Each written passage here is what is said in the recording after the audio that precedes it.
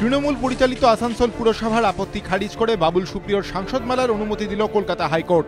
সেই সঙ্গে পুরসভাকে তীব্র ভৎসনাও করেছে বিচারপতি বিশ্বনাথ সমাদ্দার ও বিচারপতি শঙ্কর আচার্যর ডিভিশন বেঞ্চ।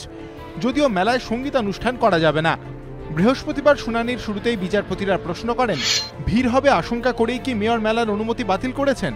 ভিড় নিয়ন্ত্রণ কি পুরসভার কাজ? আপনারা বলছেন গঙ্গাসাগর মেলা উপলক্ষে পুলিশ কর্মীরা ব্যস্ত।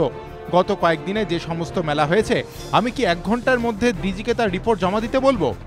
তৃণমূল পরিচালিত আসানসোল পুরসভার তরফে এদিন আদালতে জানানো হয়, মেলায় আধার কার্ডের স্টল নিয়ে তাদের আপত্তি আছে। কারণ আধার কার্ডের স্টল হলে সেখানে প্রচুর ভিড় হতে পারে, সেক্ষেত্রে আইন শৃঙ্খলা নষ্ট হতে পারে।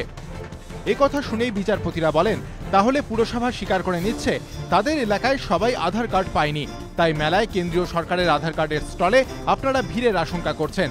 কিন্তু আধার কার্ড তো প্রত্যেকের অধিকার, যদি জনস্বার্থে কেউ এর ব্যবস্থা করে তাহলে আপনাদের অসুবিধে কোথায়?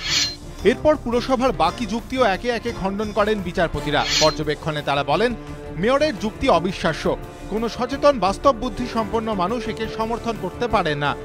আপনারা বলছেন মেলার সীমানা দেওয়া নিয়ে সমস্যা রয়েছে, গত 1 বছরে এর কারণে কতগুলি মেলা বাতিল হয়েছে তার রিপোর্ট চেয়ে পাঠাবো। এরপরই আদালত নির্দেশ দেয়, সাংসদ মেলা যেখানে হওয়ার কথা ছিল সেখানেই হবে। আদালত আমাদের আপিলটা গিয়েছিল, আপিলটা অ্যালাউ হয়েছে, কয়েকটা ডিরেকশনস আছে।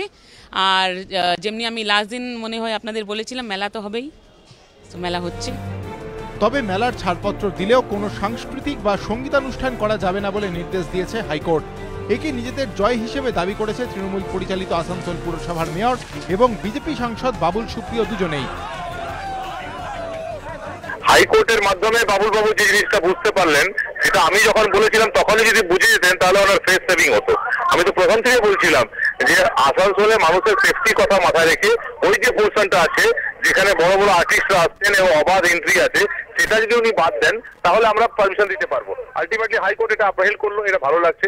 আজকে একটা খুব আনন্দের দিন, বিবেকানন্দের জন্মদিনে মহামান্য হাইকোর্ট এবং মাননীয় বিচারপতির রায়ে আমার মনে হয় আসানসোলের মানুষ বিজয়ী হলেন।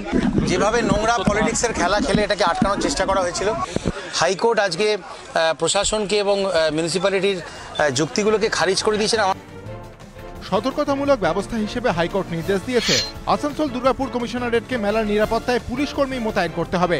অতিরিক্ত জনসমাগম দেখলে পুরসভা পুলিশে খবর দেবে, পুলিশ প্রয়োজনীয় ব্যবস্থা নেবে।